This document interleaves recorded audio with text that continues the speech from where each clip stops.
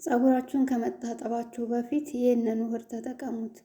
ፀጉራችሁን ከመታጠባችሁ ከአንድ ሰዓት በፊት ይህንን ውህድ ተቀብታችሁ ከዛ ፀጉራችሁን ብትታጠቡት ፀጉር ያሳድጋል፣ ፀጉር ያበዛል።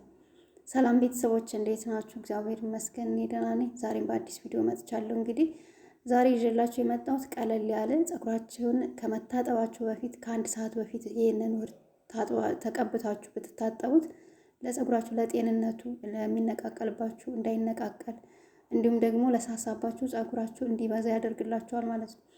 እኔ ፀጉሬን ከመታጠቤ በፊት እንግዲህ የሆነ ነገር ሳልቀባ ፀጉሬን አልታጠብም። በደረቁ ፀጉሬን አልታጠብም።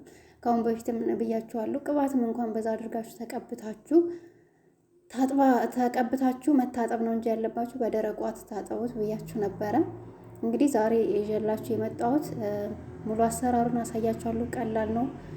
ለፈጣን ስራ እንኳን ካለባችሁ ውህድ ሰርታችሁ መጠቀም ጊዜ ከሌላችሁ ይህንን በቀላሉ ስርት አድርጋችሁ ተቀብታችሁ የምትታጠቡት ውህድ ነው ይዤላችሁ የመጣሁት።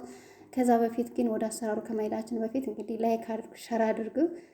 ለዚህ ቻናል አዲስ ከሆናችሁ ደግሞ ሰብስክራይብ እያደረጋችሁ ቤተሰብ ሁኑ። ወደ አሰራሩ ስንሄድ የሚያስፈልገን ቀይ ሽንኩርትና ዝንጅብል ነው። እሬት ካላችሁ ደግሞ እሬት መጨመር ትችላላችሁ።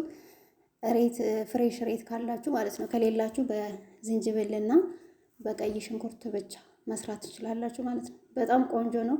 በተለይ ፀጉራችሁ ለሰሳባችሁ እንዴት እንደሚያበዛ እኔ ፀጉሬን በጣም አብዝቶልኛል። አሳያችኋለሁ ፀጉሬን እንዴት እንዳበዛው። እንደገና ደግሞ ፀጉር ያጠቁራል። እንግዲህ እንዳያችሁት ቀይ ሽንኩርቱንም ልጬ ከታትፌዋለሁ፣ ዝንጅብሉንም ከታትፌዋለሁ። አሁን ደግሞ እሬት ስላለኝ እሬት እጨምርበታለሁ። እሬት ለፀጉራችን ለስላሳና የፀጉራችን ቆዳ ጽድት ያለ እንዲሆን ያደርግልናል። ለእድገቱም አሪፍ ነው። እሬት ካላችሁ ፍሬሽ እሬት እንደዚህ አድርጋችሁ ትጨምሩበታላችሁ ማለት ነው። እንግዲህ ይህንን ሶስቱን ግብአት ሽንኩርት፣ ዝንጅብልና እሬቱን አንድ ላይ አድርጌ በደንብ አድርጌ ፈጨዋለሁ ማለት ነው። እንግዲህ ፈጭቸዋለሁ። እናንተ እሬት ከሌላችሁ ሽንኩርትና ዝንጅብሉን ስትፈጩ ትንሽዬ ውሃ አድርጉበት። ምክንያቱም ጁስ እንዲወጣላችሁ። እኔ እሬት ስላለው እሬቱ እንግዲህ በተፈጥሮ ጀል ነው። እንደምታዩት እንደዚህ አድርጎ ጀል አውጥቶልኛል ወይም ውሃ አውጥቶልኛል ማለት ነው። እናንተ ሽንኩርቱና ዝንጅብሉ ብቻ ሲሆን ምናልባት ጁስ ላይ ያወጣላችሁ ስለሚችል ትንሽ ውሃ ጨምራችሁ በደንብ አድርጋችሁ ትፈጩታላችሁ ማለት ነው።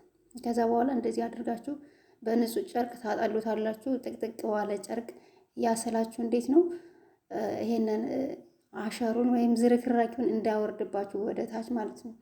እና እንግዲህ እንደምታዩት እኔ ደጋግሜ ነው ያጠለልኩት። እውነት ለመናገር አንዴ ብቻ አይደለም ያጠለልኩት፣ ደጋግሜ ነው ያጠለልኩት። ምክንያቱም ያጠለልነው ወደ ታች የሽንኩርቱም የዝንጅብሉም ወደ ታች ከገባ ፀጉራችን ላይ በኋላ ለማውጣት በጣም ነው የሚያስቸግረን።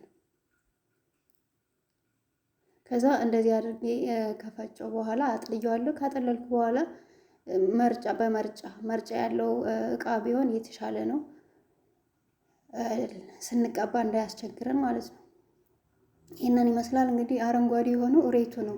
እሬቱን ጀሉን ብቻ ሳይሆን እስከነ ልጣጩ ነው የተጠቀምኩት የፈጨሁት። ለዛ ነው አረንጓዴ የሆነው እና በጣም አሪፍ ነው። ቤተሰቦች የተጠቀሙት። እሬት ከሌላችሁም በሽንኩርቱና በዝንጅብሉ ብቻ መጠቀም ትችላላችሁ። በተለይ ፀጉራችሁ ለማብዛት ታውት በጣም ነው የሚያበዛው። በጣም እንግዲህ እንደዚህ አድርጌ አዘጋጅቼዋለሁ። ደግሞ እየተቀባው ደግሞ አሳያችኋለሁ። ቪዲዮውን ላይክ እያደረጋችሁ ሸር እያደረጋችሁ እንግዲህ ይህንን ዛሬ ባልጨርሰውም ቀንሼ ፍሪጅ ውስጥ አስቀምጥና ፀጉሬን ከመታጠብ በፊት እየተቀባው እንትን እለዋለሁ ማለት ነው። እየተቀባው አቆይና ከዛ አታጥበዋለሁ ማለት ነው። እንግዲህ ይሄንን ይመስላል። ፀጉሬ ብዙም አልቆሸሸም።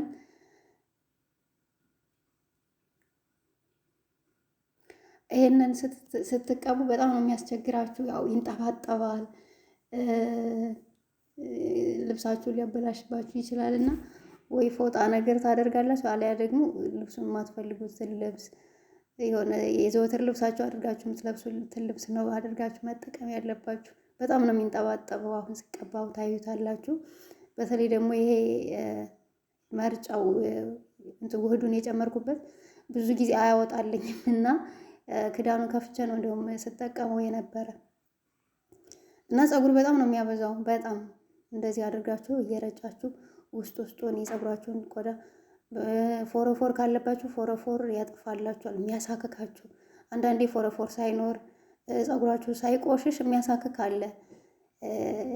ለዛ እንደዚህ አድርጋችሁ ሽንኩርትና ዝንጅብሉን ተጠቀሙት። አሁን እኔ ኮኮናት ቅባት ስጠቀም በጣም ነው የሚያሳክከኝ። በጣም ያው ሁላችንም የማይስማማን ቅባት አለ። አንዳንዱ የወይራ ዘይት የማይስማማው አለ፣ አንዳንዱ ኮኮናት ቅባት። እናንተ የሚስማማችሁን ቅባት መጠቀም ነው ያለባችሁ። ኮኮናት ቅባት አሁን ያሳክከኛል፣ ለፀጉሬ ግን በጣም ነው የሚስማማው፣ ግን ያሳክከኛል። እና እንደዚህ ኮኮናት ቅባት ተቀብታችሁ የሚያሳክካችሁ ከሆነ ፎረፎር ካለባችሁ ይሄ ውህድ ቆንጆ ነው። በጣም ነው የሚያሳክካችሁን የሚያቆምላችሁ። እና እንደዚህ እያደረግን ውስጡን እንቀባዋለን ማለት ነው። ያው እየተጠቀምኳቸው ውህዶችም ቆንጆ ናቸው ለፀጉራችን። እንግዲህ ቀይ ሽንኩርት ለፀጉር መሳሳት፣ ለእድገት፣ ለሚረግፍ ሽንኩርት ያው ተመራጭ ነው ብዬ አስባለሁ። ሽንኩርት በውስጡ ሳልፈር ስለያዘ ፀጉራችን እንዳይሰባበር፣ እንዳይሳሳ፣ ፀጉራችን እንዲያድግና ጠንካራ ሆኖ እንዲበቅል ያደርግልናል ማለት ነው። ያው ሳልፈር እንግዲህ እኛ በምንጠራው ደግሞ ድኝ ብለን የምንጠራው ማለት ነው እንግዲህ።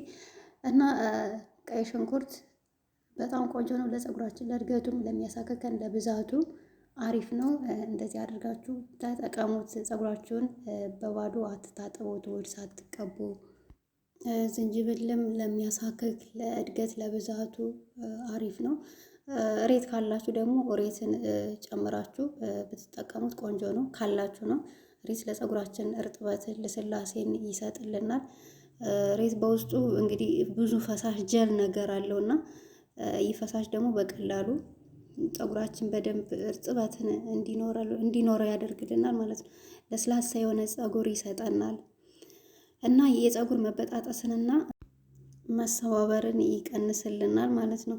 እሬት እንግዲህ ፀጉራችንን ብንቀባው ለራስ ቆዳ ጤንነት፣ ለፎረፎር፣ ለሚቆስል አሁን ፀጉራችሁ ራሳችሁ የሆነ ቆዳችሁ የሚቆስል ከሆነ እሬትን ብትቀቡት ወዲያው ነው የሚያክምላችሁ። እና እሬት ቆንጆ ነው ካላችሁ ነው። ከሌላችሁ ደግሞ እንግዲህ በሁለቱ ብቻ ውህድ መጠቀም ትችላላችሁ። እንደዚህ እያደረጋችሁ ውስጡን ትቀቡታላችሁ። ፀጉሬ በጣም ብዙ ሆኗል።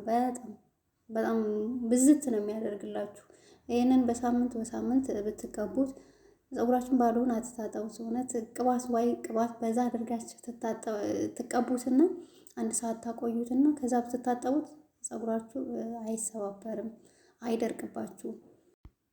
እንግዲህ እንደዚህ አድርገን ከተቀባን በኋላ ማሳጅ ታደርጉትና ከዛ በኋላ 1 ሰዓት ታቆዩታላችሁ። 2 ሰዓትም ማቆየት ትችላላችሁ። 1 ሰዓትም 2 ሰዓትም አቆይታችሁ መታጠብ። በተለይ የሚያሳክካችሁ እርፍ ነው የሚያደርግላችሁ እና በጣም ቆንጆ ነው። እንደዚህ እያደረጋችሁ ተቀቡ እና አሁን መርጫው አላወጣልኝ ስላለ በቃ እንደዚህ አድርጌ መቀባት ፈለኩኝ እና በጣም ነው የሚንጠባጠው። በጣም አያችሁት እንዴት እንደሚንጠባጠብ ልብስ ሁሉ እንግዲህ እንደዚህ ሆኗል። እንግዲህ ቤተሰቦቼ ይህንን ይመስላል። ቪዲዮውን ከወደዳችሁት ላይክ አድርጉ። በሌላ በአዲስ ቪዲዮ እስከምንገናኝ ለዛሬው አዘጋጀሁላችሁ ይህንን ይመስል ነበር። እስከዛው ሰላም ሁኑ።